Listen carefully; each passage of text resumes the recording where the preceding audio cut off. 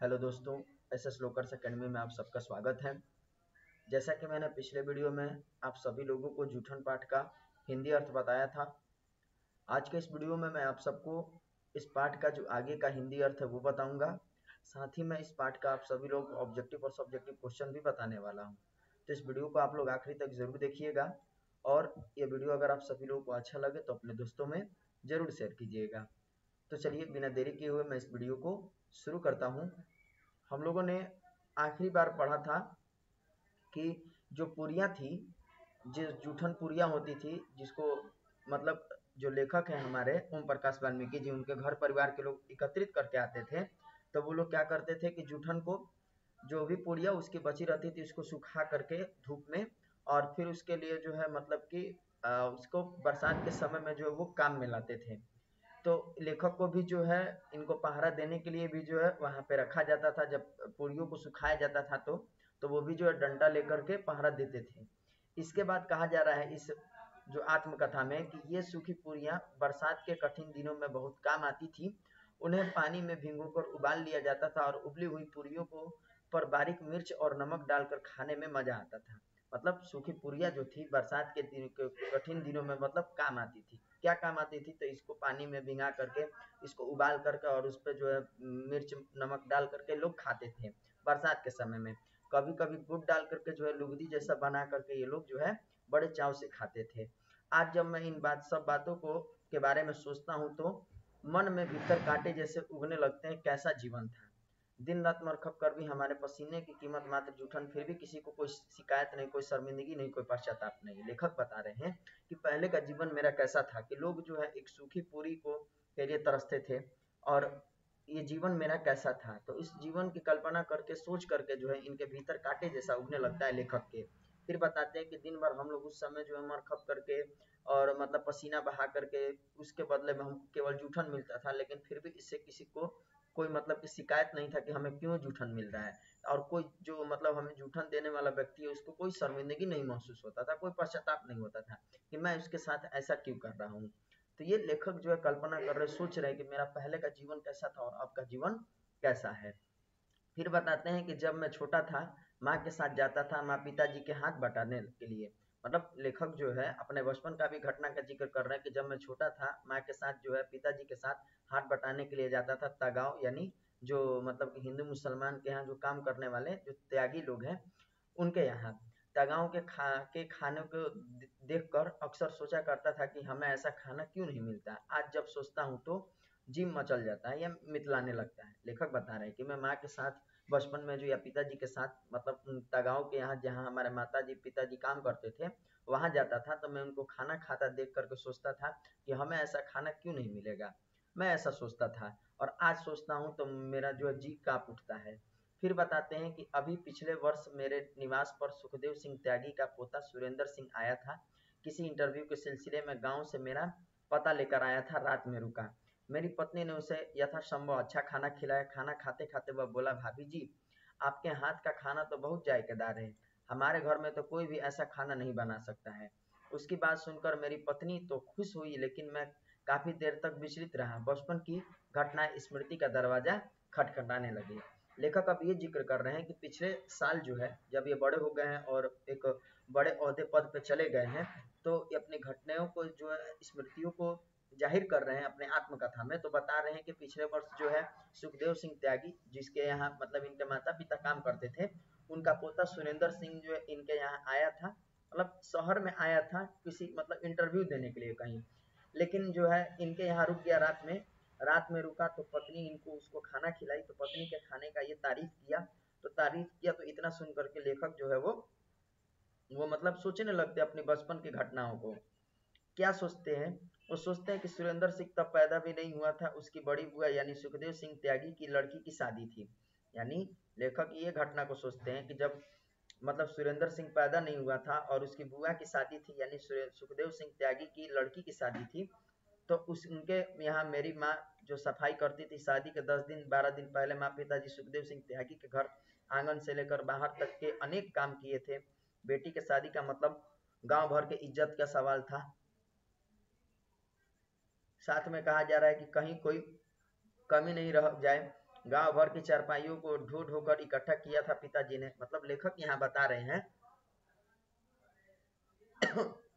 लेखक मतलब यहाँ बता रहे हैं कि मेरे पिताजी थे, मेरी माँ जो थी सुखदेव सिंह त्यागी की बेटी की शादी थी, तो वहाँ मतलब कि सारा चीज का बंदोबस्त जो है मेरे माँ पिताजी ने किया था। बारात जब खाना खा रही थी तो माँ टोकरी लेकर दरवाजे के बाहर बैठी थी। मैं और मेरी छोटी बहन माया, माया जो क्या थी, मतलब हमारे लेखक मोहन राकेश की बहन है। तो माया याद रखना है कि मेरी छोटी बहन का नाम क्या है, माया। लेखक अपनी बहन का नाम जिक्र किए, बहन का नाम क्या था, माया था। तो माया माँ सिमट बैठे थे, इस उम्मीद में कि भीतर से जो मिठाई और पकवान की महक आ रही है वो हमें भी खाने को मिलेंगे। ठीक, जब बारात खाना खा कर चला गया तो मेरी माँ ने सुखदेव सिंह त्यागी को दलान से बाहर आते देखकर, चौधरी जी इबा तो सब खाना खा के चले गए, महारो जागतो को भी कुछ या एक पतल धर को कुछ दे दो, वो भी तो इस दिन का इंतजार कर रहे थे। मतलब पंजाबी भाषा में जो है ये बोली कि चौधरी जी यानी सुखदेव सिंह त्यागी को कि मेरे मतलब कि मुझे भी कुछ खाने दे दीजिए, खाने के लिए मेरे बेटे भी जो है भूखे हैं, मेरा बेटा बेटी भी, वो भी इस दिन का इंतजार कर रहे थे। जागतो मतलब क्या होगा, बच्चा होगा, ठीक ना। यहाँ जागतो का मतलब क्या होगा, बच्चा या बेटा। तो मतलब इनका जो माँ है वो बोली कि मेरे बेटे लोग भी जो है खाना नहीं खाए हैं, वो लोग भी इस दिन का इंतजार कर रहे थे, तो भूखे हैं, तो आप कुछ हमें खाना दे दीजिए। तो सुखदेव सिंह ने जूठी पतलों की से भरे टोकरी की तरफ इशारा करके कहा, टोकरा भर के जो जूठन ले जा रही है, ऊपर से जागतों के लिए खाना मांग रही है, अपनी औकात में रह चूड़ी, उठा टोकरा और दरवाजे से की ओर चलती बन। यानी सुखदेव सिंह त्यागी जो उनको खाना नहीं दिया, वो ये बोला कि आप तो जूठन जो है खुद ली हुई है, तो जूठन जब ली है तो आपको खाने की क्या जरूरत है, खाना जो है आप तो ले ही लिया, आप जाइए यहाँ से। तो सुखदेव सिंह त्यागी जो है माँ को डांट फटकार करके भगा देता है वहां से। माँ भी जो है चुपचाप जो है वो वहां से चली जाती है। फिर तीसरे भाग में ये दिया जा रहा है कि उन दिनों मैं 9वीं कक्षा में था, ये अपनी बचपन की अब घटना को बता रहे हैं कि उस समय मैं 9वीं कक्षा में था। घर की आर्थिक हालत कमजोर थी, एक एक पैसे के लिए परिवार के प्रत्येक सदस्य को खटना पड़ता था। मेरे पास पाठ्य पुस्तकें हमेशा कम रहती थी, दोस्तों से मांग कर काम चलाना पड़ता था। कपड़ों की भी कपड़े कपड़ों की भी वही स्थिति थी, जो मिल गया वही पहन लिया, जो वक्त पर मिला खा लिया। जो उन दिनों गांव में मरने वालों पशुओं को उठाने का काम भी चोरों के जिम्मे था। मतलब लेखक बता रहे हैं कि मैं जब 9वीं कक्षा में था तो हमारे घर की आर्थिक हालत बहुत कमजोर था, एक एक पैसे के लिए हमारे सारे परिवार के सदस्यों को कामकाज करना पड़ता था। मेरे पास पाठ्य पुस्तक जो है मतलब कि जितना पाठ्य पुस्तक होना चाहिए एक कक्षा में वो मेरे पास नहीं होता था, दोस्तों से मांग के काम चलाना पड़ता था। कपड़ा भी मेरा फटा पुराना होता था, जो भी मिल जाए पहनने के लिए वो मैं पहन लेता था, जो खाने के लिए मिल जाता था वो मैं खा लेता था। और ये भी बताते हैं कि जब मैं उस समय 9वीं कक्षा में था तो उन दिनों मेरे गांव में जो पशु मरते थे तो पशुओं के जो चमड़े को निकालने के लिए, पशुओं को उठाने के लिए हम ही जो लोग चूहड़ लोग हैं, यानी हम हमारे जाति के जो लोग हैं, उन्हीं से पशुओं के खाल को निकलवाना या जो मरे हुए पशु है उनको उठाने का काम करवाया जाता था। और कहा जा रहा है कि जिसके घर में जो काम करता था उसके मरे हुए पशु भी उसी को उठाना पड़ता था, इसके बदले कोई मेहनताना या मजदूरी नहीं मिलती थी। एक गाय बैल या भैंस को उठाने के लिए 4-6 लोगों की जरूरत होती थी, जिसका मवेशी मर जाता था वो उसे जल्दी लगी रहती थी, इसलिए वह बार बार बस्ती में आकर चिल्लाता था, देर होने पर गालियां बकता था, उठाने वालों को इकट्ठा करने में अक्सर देर हो जाती थी। तो लेखक ये भी बता रहे हैं कि जो पशु मरते थे, जानवर मरते थे, तो जानवर मरते थे तो अब अकेले तो जानवर किसी से उठेगा नहीं, अगर कोई मरा हुआ जानवर है और हम जाएं उठाने के लिए उसको तो उठ नहीं पाएगा हमसे, क्योंकि 2-4-5 लोगों की तो जरूरत पड़ेगी उसको उठाने के लिए। तो वही लेखक बता रहे हैं कि जब गाय भैंस या बैल मरते थे तो उन्हें उठाने के लिए 4 से 6 लोग की जरूरत पड़ती थी।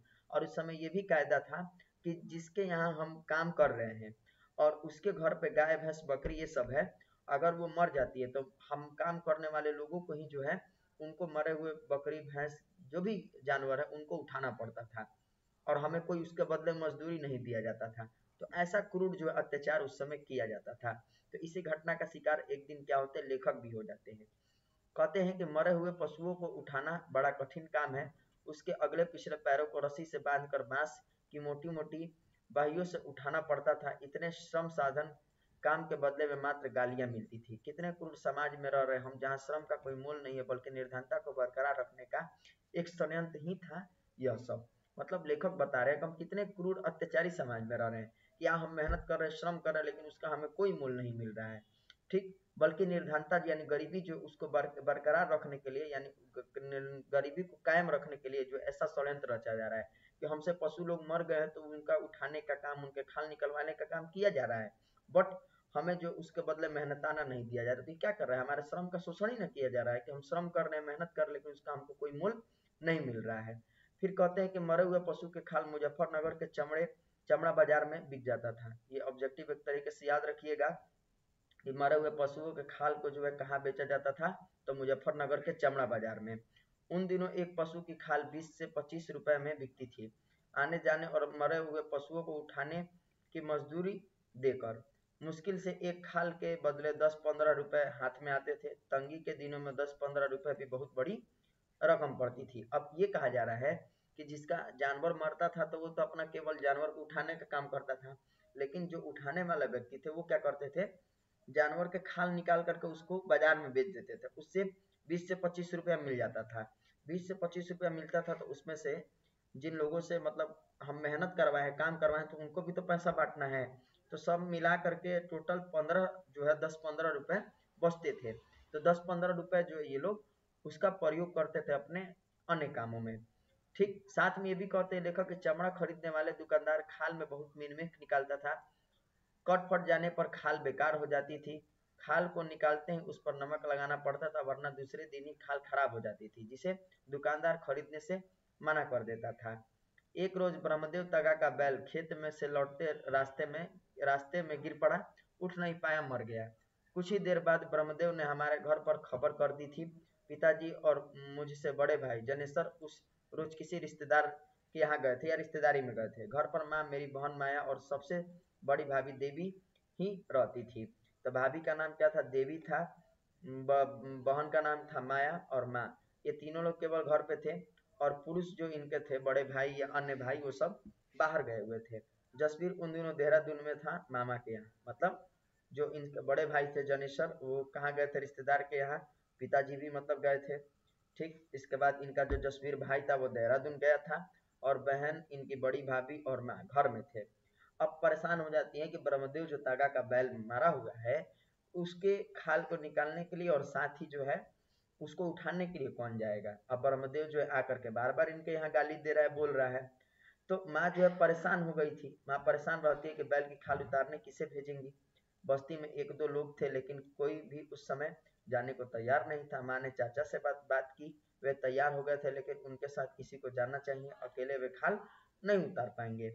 मतलब जो लेखक के चाचा भी थे, तो लेखक के चाचा से माँ इनकी बात करती है खाल उतारने के लिए, तो वो तैयार हो जाते हैं और रेडी हो जाते हैं कि चलो ठीक है, मैं खाल निकाल दूंगा, लेकिन मेरे साथ तो कोई चाहिए खाल निकालने के लिए। तो लेखक बताते हैं कि मैं उस समय स्कूल में था। माँ ने थक हार कर मुझे ही बुला लिया। माँ नहीं चाहती थी कि वह काम मुझे करना पड़े, लेकिन खाल बेचकर जो 10-15 रुपए मिलने वाले थे उन्हें छोड़ पाने की स्थिति में माँ नहीं थी। हार कर माँ ने मुझे चाचा के साथ भेज दिया। मेरे चाचा सोलहड़ महाकामचोर थे, बस सारा दिन ढोल ताशे में लगे रहते थे, मेहनत के काम से कतराते थे। अब क्या हुआ कि लेखक जो है वो स्कूल में गए थे, स्कूल में पढ़ रहे थे, तो माँ इनको जबरदस्ती जो है वहां से बुला लेती है, बोलती है कि आ जाओ। क्यों, क्योंकि 10-15 रुपए मिलने वाले थे और माँ 10-15 रुपए को छोड़ भी नहीं सकती थी, तो इसलिए इनको जबरदस्ती माँ जो है स्कूल से बुलाती हैं और चाचा के साथ भेज देती हैं उस जो ब्रह्मदेव तका का बैल मरा हुआ उसका खाल निकालने के लिए। लेखक बताते हैं कि जो इनके चाचा थे वो क्या थे, महाकामचोर थे, मतलब काम से देह चुराने वाले थे, काम काज नहीं करने, मेहनत करने वाले नहीं थे, वो बैठे रहने वाले थे, बैठ के खाली ढोल ताशा बजाना, इधर उधर की बातें करने में ही वो लगे रहते थे। फिर उसके बाद माँ को फिक्र लगी रहती थी कि वहीं कहीं हमारे पहुंचने से पहले ही बैल पर गिद्ध या जंगली जानवर न टूट पड़े। चाचा ने खाल उतारना शुरू की, मैं उनकी मदद कर रहा था। चाचा का हाथ धीरे धीरे चल रहा था, पिताजी जैसे कुशलता उनमें नहीं थी। थोड़ी देर बाद वे थक कर बीड़ी पीने बैठ गए। चाचा ने एक छुरी मेरे हाथ में पकड़ा दी, बोले धीरे धीरे खाल उतारो, अकेले से तो शाम तक नहीं उतरेगी। छुरी पकड़ते ही मेरे हाथ कांप रहे थे, अजीब से संकट में मैं फंस गया था। चाचा ने छुरी चलाने का ढंग सिखाया। उस रोज मेरे भीतर बहुत कुछ था जो टूट रहा था। चाचा की हिदायत पर मैंने बैल की खाल उतारी थी। मैं जैसे जैसे स्वयं ही गहरे दलदल में फंस रहा था, जहां से मैं उभरना चाहता था। हालात मुझे वही दलदल में घसीट रहे थे। चाचा के साथ तपती दोपहरी में जिस यातना को मैंने भोगा था, आज भी उसके जख्म मेरे तन पर ताजा है। यानी लेखक बता रहे हैं कि मेरी माँ जो है वो परेशान थी, वो फिक्र लगा था कि बैल जो है मरा हुआ है तो उसमें कहीं दूसरा कोई जानवर टूट ना पड़ जाए या उसको कोई खा ना जाए आकर के, इसलिए बैल का बेकार हो जाएगा खाल भी, इसलिए वो चिंतित थी। लेकिन जब ये लोग पहुंचते हैं तो देखते हैं कि बैल सही सलामत था, मरा हुआ है। तो चाचा ये खाल उतारने लगते हैं। तो चाचा धीरे धीरे खाल उतारते हैं, लेखक के पिता के जैसा खाल वो उतारते नहीं है। कुछ देर बाद वो थक जाते हैं तो लेखक को दे देते हैं छुरी और बोलते हैं कि लो तुम खाल उतारो। तो लेखक को खाल तो उतारने आता नहीं है, तो चाचा उस समय लेखक को खाल उतारना सिखाते हैं। और जब सिखाते हैं तो लेखक अपने मन में सोचते हैं कि मैं किस दलदल में फंसते चला जा रहा हूँ, मैं जहाँ से इस स्थिति से निकलने का कोशिश कर रहा था और आज मैं फिर इस स्थिति में डूबता हुआ जा रहा हूँ। तो लेखक जो सोचने लगते हैं, फिर कहते हैं कि जैसे जैसे खाल उतर रही थी मेरे भीतर का रक्त जम रहा था। खाल उतारने में हमें कई घंटे लग रहे थे। चाचा ने खाल को जमीन पर फैला दिया, उस पर लगे खून को सूखी जमीन ने सोख लिया था। चाचा ने खाल को चादर में बांध दिया था, गठरी उठाकर सर पर रख ली थी। लगभग 2 मील की दूरी पर हमारा घर था। बोझ के कारण चाचा को तेज चलना पड़ रहा था। मैं हाथ में छुरी पकड़ उनके पीछे पीछे लगभग दौड़ता जाता था। बसेरा जाने वाली पक्की सड़क से हम लोग बस स्टैंड के पास पहुंच गए थे। गठरी सिर से उतारकर चाचा ने जमीन पर रख दी और यहाँ से आगे तुम ले जाओ, मैं थक गया हूँ, ऐसा बात चाचा बोलते हैं। मतलब लेखक जो है ये बता रहे हैं कि हमने खाल और उतार दिया, उस पे जो है जो खून लगा हुआ था तो उसको जमीन पे हम लोग पसार दिए खाल को, जिससे जो खून लगा हुआ चमड़ा था वो जमीन उस खून को क्या किया, सूख लिया। फिर चाचा जो है खाल को उठा करके चादर में बांध देते हैं और फिर उसके बाद उसको सिर पर लेकर के गठरी बनाकर चलने लगते थे। इनका घर वहां से दूर था, तो पैदल चलते चलते ये बस स्टैंड के पास पहुंचते हैं। और जैसे ही बस स्टैंड के पास पहुंचते तो चाचा जो है उस खाल को जो है लेखक को दे देते और बोलते हैं कि अब यहाँ से आगे तुम लेकर जाओ, मैं थक गया हूँ। तो लेखक क्या करते हैं, उस रोज कहते हैं कि मैंने चाचा से बहुत कहा लेकिन वे नहीं माने। चाचा बस स्टैंड की भीड़ पार करा दो, मेरे स्कूल की छुट्टी का समय है। मेरे स्कूल के साथी सभी साथी यह ले जाते हुए देखेंगे तो स्कूल में मुझे तंग करेंगे। मैंने गिड़गिड़ा कर रुआसी आवाज में चाचा से कहा था, किंतु वे नहीं पसीजे। गठरी उठाकर मेरे सिर पर रख दी। गठरी का वजन मेरे वजन से ज्यादा था, मजबूरन उठाकर चलना पड़ा। बस स्टैंड की परिचित भीड़ से मैं उस रोज जिस तरह से निकला मेरा ही मन जानता है। एक भय लगातार मेरा पीछा कर रहा था कि कोई देख न ले, कोई सहपाठी न मिल जाए, अगर कोई पूछ बैठेगा तो मैं क्या बताऊंगा। अब लेखक जो है चाचा से, जब चाचा थक गए और बोलते हैं कि यहाँ बस स्टैंड के बाद से तुम लेके जाओ, तो लेखक अपने चाचा से गिड़गिड़ाते हैं, बोलते हैं कि यहाँ से मतलब कि आप थोड़े दूर और आगे लेके चल जाइए, क्योंकि यहाँ से मेरा और स्कूल के बच्चे, मेरा जो मित्र दोस्त है, सहपाठी लोग हैं, वो जाने वाले हैं। तो मुझे देख लेंगे ऐसा काम करते हुए तो मेरे से पूछने लगेंगे कि ये क्या कर रहे हो, बाद में मुझे फिर वो चिढ़ाएंगे, मुझे बोलने लगेंगे। तो इस डर से जो है लेखक गठरी उठाने से मना करते हैं। लेकिन लेखक के चाचा जो है वो क्या करते हैं कि गठरी इनके सिर पर रख देते हैं और उसका वजन ज्यादा था इनके वजन से, इनको चलना भी मुश्किल हो रहा था, फिर भी ये कैसे भी मुंह छुपा करके और गठरी उठा करके चलते हैं। तो घर तक पहुंचते पहुंचते जो है मेरी टांगे जवाब दे गई थी। लेखक बता रहे हैं कि जो मैं गठरी पकड़ा था, तो गठरी पकड़कर मैं घर तक आते आते मेरा जो टांग जो है दर्द करने लगा था। लग रहा था कि अब गिर जाऊंगा, मतलब उनको लग रहा था कि अब मैं गिर जाऊंगा। गांव के किनारे किनारे चलकर लंबा चक्कर काटा था बस्ती तक पहुंचने के लिए। मुझे उस हालत में देखकर मार हो पड़ी थी।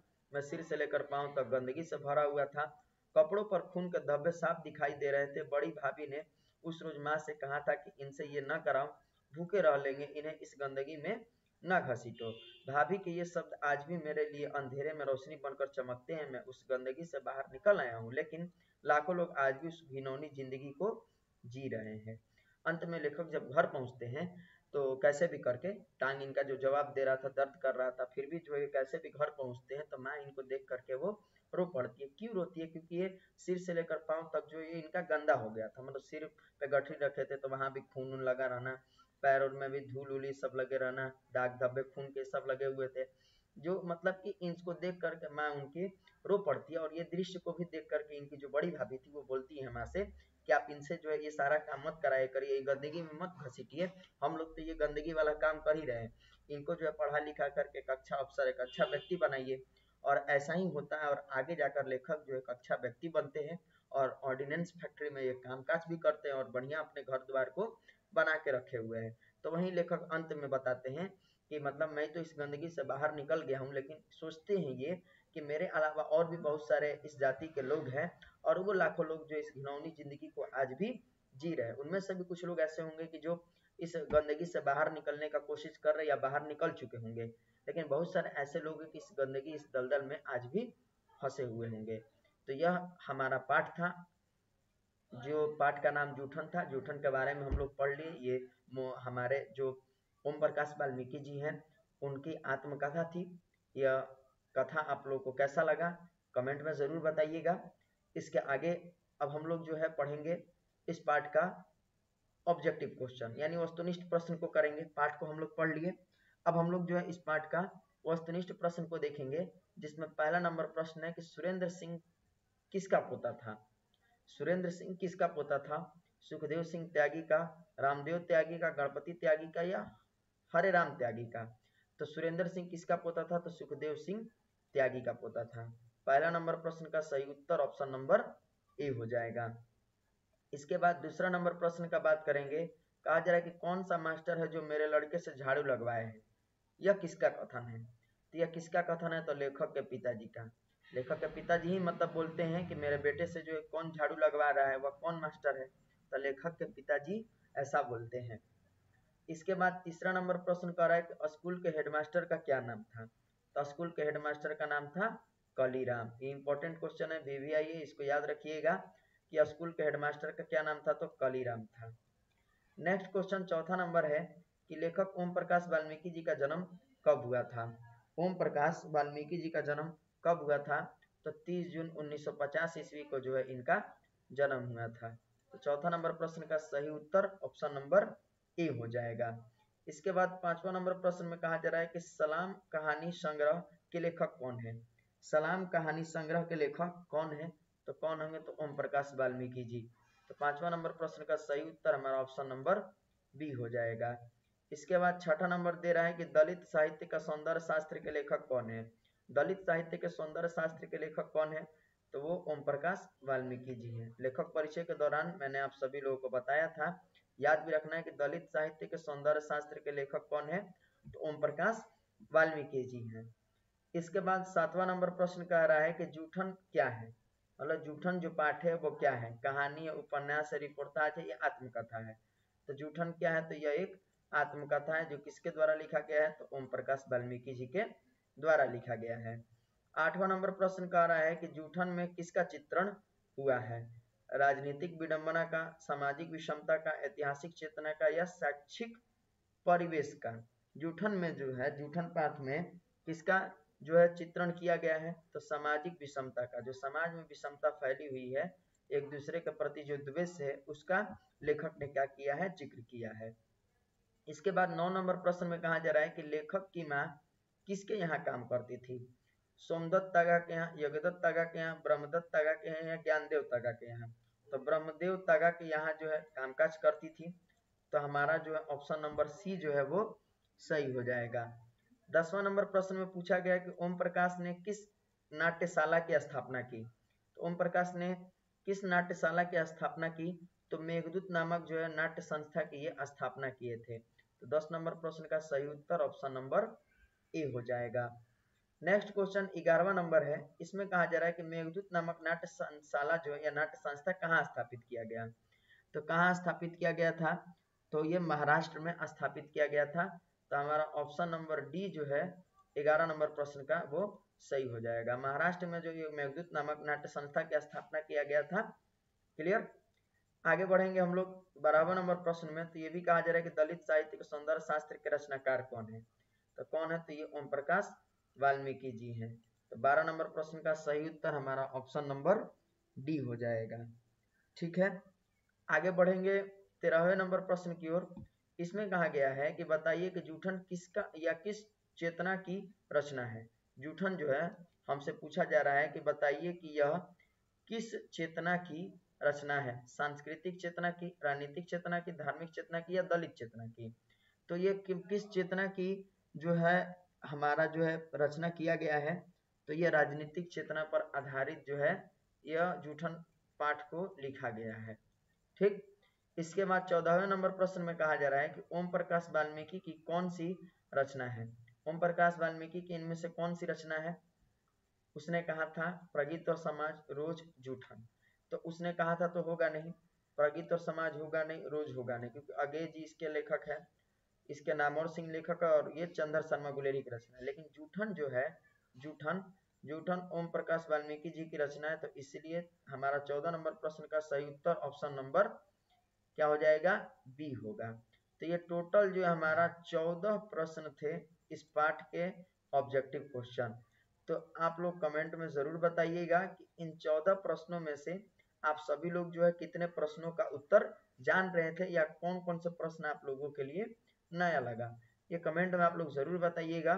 साथ ही अब आगे हम लोग जो है इस पाठ का जो सब्जेक्टिव क्वेश्चन है उसको देखेंगे, जिसमें पहला नंबर सब्जेक्टिव क्वेश्चन है कि विद्यालय में लेखक के साथ कैसी घटनाएं घटती है, कैसी घटनाएं घटती है, ठीक ना, घटनाएं, कैसी घटनाएं घटती है ये हमसे पूछा गया प्रश्न में। तो लिखना है कि विद्यालय में लेखक के साथ बड़ी अप्रिय घटनाएं घटती है। विद्यालय में हेडमास्टर लेखक से कमरे, बरामदे और मैदान में झाड़ू लगवाते हैं। जब लेखक 2 दिन बाद कक्षा में बैठ जाते हैं तब हेडमास्टर लेखक को कक्षा से बाहर निकाल देते हैं और फिर वही झाड़ू लगाने वाला काम दे देते हैं। इस तरह लेखक को प्रताड़ित किया जाता है। तो लेखक के साथ विद्यालय में इस प्रकार की घटना घटती है कि उनके हेडमास्टर इनको झाड़ू लगवाने का काम देता है। दूसरा प्रश्न कह रहा है कि पिताजी ने स्कूल में क्या देखा, उन्होंने आगे क्या किया, पूरा विवरण अपने शब्दों में लिखिए। पिताजी ने स्कूल में अपने बेटे अर्थात लेखक को झाड़ू लगाते देखा। पिताजी को देखकर लेखक को रोना आ गया। पिताजी ने सारा कारण को समझा और फिर झाड़ू छीनकर दूर फेंक दिया।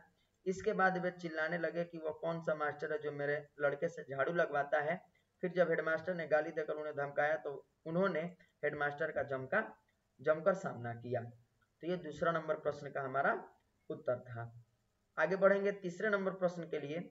इसमें कहा गया कि बचपन में लेखक ने के साथ जो कुछ हुआ, आप कल्पना करें कि आपके साथ भी हुआ हो। ऐसा स्थिति में आप अपने अनुभव और प्रतिक्रिया को अपनी भाषा में लिखिए। तो लेखक बताते हैं कि या हम लोग लिख सकते हैं कि बचपन में लेखक के साथ जो कुछ भी हुआ था वो अच्छा नहीं हुआ। अगर वही घटना हमारे साथ होता तो हमें भी बहुत बुरा तथा अपमानजनक लगता। ऐसा व्यवहार करने वाले व्यक्ति पर बहुत क्रोध आता। उनके द्वारा किए गए इस व्यवहार का कारण भी जानेंगे हम, उनकी शिकायत भी करते तथा साथ ही साथ प्रयास करते कि ऐसा घटना दोबारा किसी और के साथ न हो। तो ये तीसरा नंबर प्रश्न का हमारा उत्तर था। इसी तरह चौथा नंबर प्रश्न की ओर बढ़ेंगे। तो इसमें कहा गया है कि किन बातों को सोचकर लेखक के भीतर कांटे जैसे उगने लगते हैं। तो लेखक बताते हैं कि जब वो छोटे थे तो उनके परिवार में एक सभी लोग जो है दूसरे लोगों के घर में कामकाज करते थे। वे लोग मेहनत करते थे, लेकिन दुर्भाग्य था कि उस काम के बदले उन्हें थोड़ा बहुत अनाज या जूठन मिलता था। शादी विवाह के मौके पर भी उन्हें मेहमानों के खाना खा लेने के बाद भी जूठी पत्तलों से बची हुई जूठन को ही मिलता था। कभी कभी तो पूरियों के टुकड़े को भी सूखा लेते थे और बरसात के दिनों में पानी में उबालकर नमक मिर्च छिड़क कर जो ये लोग खाते थे। इन्हीं सब बातों को जो है लेखक सोच करके उनके भीतर जो है वो कांटा जैसा उगने लगता है। इसके बाद 5वां नंबर प्रश्न में कहा जा रहा है कि दिन रात मरखप कर भी हमारे पसीने की कीमत मात्र जूठन, फिर भी किसी को कोई शिकायत नहीं, कोई शर्मिंदगी नहीं, कोई पश्चाताप नहीं, ऐसा क्यों, सोचिए और उत्तर दीजिए। तो इसका जवाब होगा कि दिन रात मरखप कर भी हमारे पसीने की कीमत मात्र जूठन, फिर भी किसी को कोई शिकायत नहीं, कोई शर्मिंदगी नहीं, कोई पश्चाताप नहीं। ऐसा इसलिए था क्योंकि उस समय इस वर्ग के लोगों के लिए इस प्रकार के काम निर्धारित किए गए थे। उच्च वर्ग के लोग उन्हें अपने पैरों तले रखते थे, फिर उन्होंने भी इसे अपना भाग्य मान लिया और इसी कारण वे किसी भी बात का विरोध नहीं करते थे। छठा नंबर प्रश्न में कहा जा रहा है कि सुरेंद्र की बात को सुनकर लेखक विचलित क्यों हो जाते हैं। तो लेखक क्यों विचलित होते हैं, तो इसका उत्तर है कि सुरेंद्र की बातों को सुनकर लेखक इसलिए विचलित हो जाते हैं क्योंकि उन्हें बचपन की जो है घटना याद आ जाती है। जब सुरेंद्र की बड़ी बुआ की शादी थी तो लेखक की माँ और पिताजी ने उनके घर में बहुत खूब जो है मेहनत से काम किया था। फिर जब काम समाप्त हो जाने के बाद लेखक की माँ ने खाना मांगा तो सुरेंद्र के दादा जो है सुखदेव सिंह त्यागी ने उनकी बड़ी बेइज्जती की। मतलब सुखदेव सिंह जो त्यागी थे वो क्या किए, लेखक की माँ की बड़ी बेइज्जती किए। समय का खेल देखिए कि आज उन्हीं का पोता जो है उनके द्वारा खिलाए गए भोजन के वो तारीफ करती हैं। इसके बाद आगे बताती हैं 7वां नंबर में कि घर पहुंचने पर लेखक को देख उनकी माँ क्यों रो पड़ती हैं। तो बताती हैं कि घर पहुंचने पर लेखक को देख उनकी माँ इसलिए रो पड़ती है क्योंकि माँ नहीं चाहती थी कि उनका बेटा अर्थात लेखक जो है चमड़ा उतारने जैसा घिनौना काम को करे। लेकिन घर में किसी के न होने के कारण मजबूरी में उन्हें लेखक को भेजना पड़ता है। जब वो वापस आए तो सिर से लेकर पांव तक गंदगी से भरा हुआ था। उनके कपड़ों पर खून के धब्बे लगे हुए थे जिन्हें देखकर जो है माँ रो पड़ती है। इसके बाद जो 8वां नंबर प्रश्न में कहा गया है कि व्याख्या करने के लिए कि कितने क्रूर समाज में हम लोग रह रहे हैं। यहाँ बताया गया व्याख्या करने वाले में कि कितने क्रूर समाज में हम रह रहे हैं जहाँ श्रम का कोई मोल नहीं है बल्कि निर्धनता को बरकरार रखने के लिए यह षड्यंत्र ही सब कुछ है। तो इसका उत्तर होगा कि प्रस्तुत पंक्तियां ओम प्रकाश वाल्मीकि द्वारा रचित आत्मकथा जूठन से ली गई है। लेखक इस पंक्ति के माध्यम से यह बताना चाहते हैं कि यह समाज लेखक की जाति के लोगों से बहुत ही कठोर व्यवहार करता है। इन लोगों से काम बहुत लिया जाता था और मेहनताने की जगह मात्र गालियां ही मिलती थी। यह समाज अत्यंत क्रूर था जिसमें मेहनत की कोई कीमत न थी बल्कि ऐसा करके गरीबी को बनाए रखने के लिए यह षड्यंत्र जो है वो रचा जा रहा था या किया जा रहा था। तो ये 8वां नंबर प्रश्न का व्याख्या करने का उत्तर था। आखिरी जो क्वेश्चन 9 नंबर है इसमें कहा गया है कि लेखक की भाभी क्या कहती है और उनके कथन का क्या महत्व है बताइए। जब लेखक मरे हुए पशु का चमड़ा सिर पर उठाए खून से लथपथ घर पहुंचते हैं तो उनकी भाभी उनकी माँ से कहती हैं कि इनसे ये न कराओ, भूखे रह लेंगे, इन्हें इस गंदगी में न घसीटो। लेखक के भीतर या लेखक के भविष्य में होने वाले परिवर्तन का कारण जो है भाभी का ही कथन था और यह कथन जो है उनके लिए अंधेरे में रोशनी बन करके चमकती है। तो यह भाभी जो बोलती हैं तो उससे वो उनको मोटिवेशन मिलता है और लेखक आगे जा करके खूब अच्छे से मेहनत करके पढ़ाई करते हैं और एक अच्छा मुकाम हासिल करते हैं। तो यह हमारा जो टोटल 9 क्वेश्चन था और साथ ही हमने जो है इस पाठ का ऑब्जेक्टिव क्वेश्चन को भी देखा। तो आज हमारा ये जो जूठन पाठ है वो कंप्लीट हो गया। इसके बाद हम लोग जो है हंसते हुए मेरा अकेलापन जो पाठ है मल्लेश जी के द्वारा लिखा गया उस पाठ को हम लोग पढ़ेंगे। बाकी हमारे चैनल पर जो लोग नए हैं वो चैनल को सब्सक्राइब कर लेंगे, बेल आइकन को प्रेस कर देंगे ताकि हमारे नए नए वीडियो का अपडेट जो है आप सभी लोगों तक पहले पहुंच सके। धन्यवाद।